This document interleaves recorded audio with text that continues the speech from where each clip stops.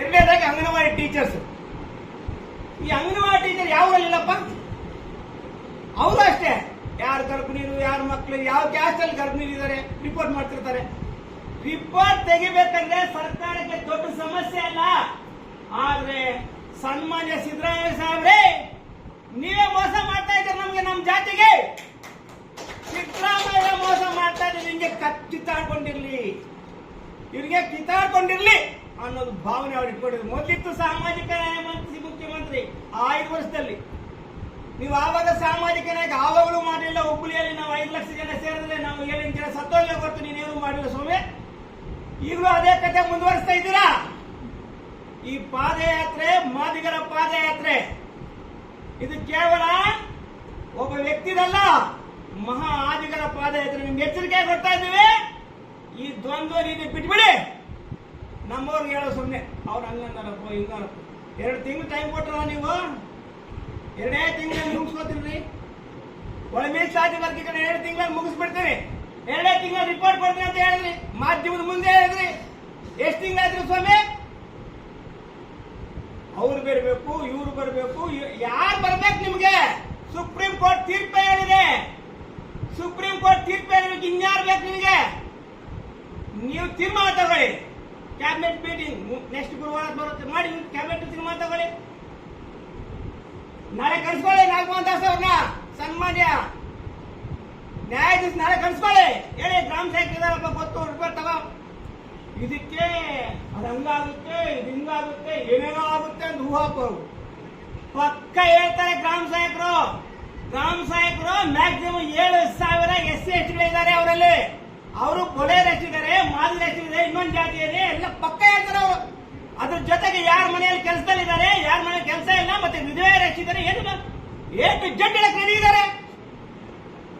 ಇಷ್ಟೆಲ್ಲಾ ವಿಷಯ ಇತ್ತುಕೊಂಡ್ರು ಕೂಡ ದಿಕ್ ತಪ್ಸಕ್ಕೆ ನೀವು ಒಂದೊಂದೇ ನಮ್ಮನ್ನ ದಿಕ್ ತಪ್ಸಕ್ ದಾರಿ ಮಾಡ್ತಾನೆ ಇದ್ದೀರಾ. ಆ ದಿಕ್ ತಪ್ಸಕ್ ದಾರಿ ಮಾಡಿದ್ದಕ್ಕೆ ನಮ್ಮ ಭಾಸ್ಕರ್ ಸಿಟ್ಟು ಬಂದಿರೋದು. ಕೆಲವು ನಮ್ಮವ್ರು ಹೇಳ್ತಾರೆ, ಎಲ್ಲ ಸರಿ ಭಾಸ್ಕರ ನಂಗೆಲ್ಲ ಬೈಬಾರ್ದು. ಶ್ರವಣ, ನೀನ್ ಯಾವಾಗಲೂ 25 ವರ್ಷದಿಂದ ಹಂಗೆ ಎರ್ರಬಿರಿ ಬೈತಿದ್ದೆ. ಈಗ ನಿನ್ ಸಾರ್ಥಿ ಈಗ ಭಾಸ್ಕರ ತಗೊಂಡಿದಾರಪ್ಪ ನೋಡು, ನಿನ್ನೆ ಬಿಟ್ಟಿದ್ರು, ಅವರು ಹಂಗೆ ಬೈತಾ ಇದ್ದಾರೆ, ಬೈಬಾರ್ದಂತ ಸೊಮ್ಮೆ.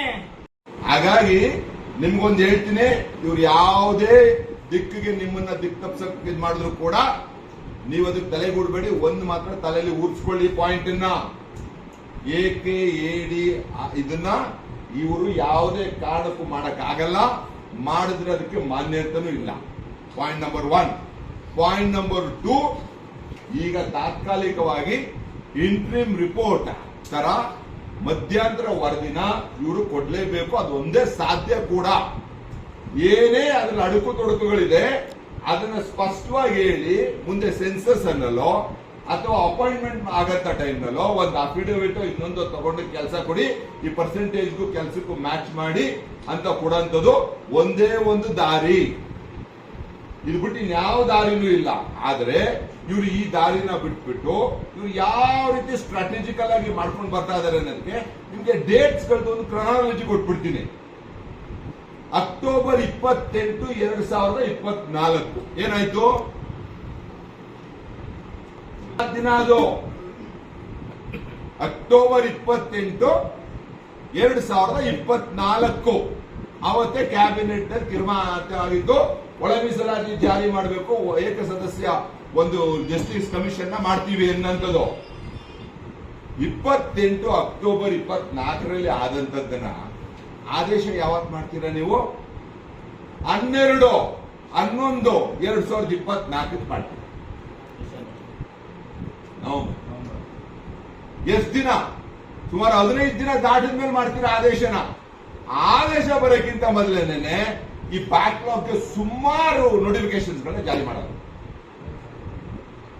ಸಿದ್ದರಾಮಯ್ಯನವ್ರು ಸೈಟ್ ಕೊಡಬೇಕಾದ್ರೆ ರಾತ್ರಿ ಕೊಡ್ತಾರೆ, ನಾಳೆ ಎನ್ಫೋರ್ಸ್ಮೆಂಟ್ ಡೈರೆಕ್ಟರ್ ನಮ್ಗೆ ರೈಡ್ ಆಗುತ್ತೆ ಅಂತ.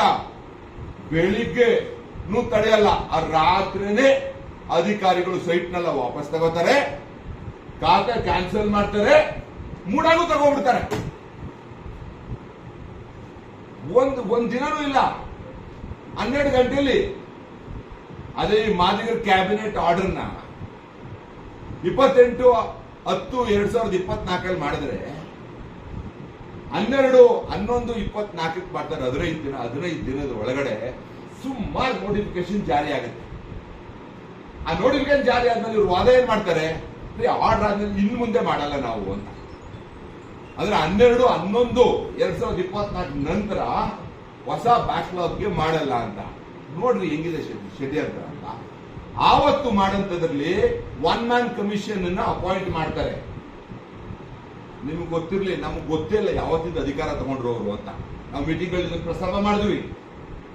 1ನೇ ತಾರೀಕು ಏನ್ ಪೇಪರ್ ಪಬ್ಲಿಸಿಟಿ ಬರುತ್ತೆ ಆವತ್ತಿಂದ ತಗೊಂಡಿದ್ದಾರೆ ಅಂತ ನಾವು ಅನ್ಕೊಂಡಿರೋಂಥದ್ದು. ಆದ್ರೆ ಅವ್ನು ತಗೊಂಡಿರೋಂಥದ್ದು 3/12/2024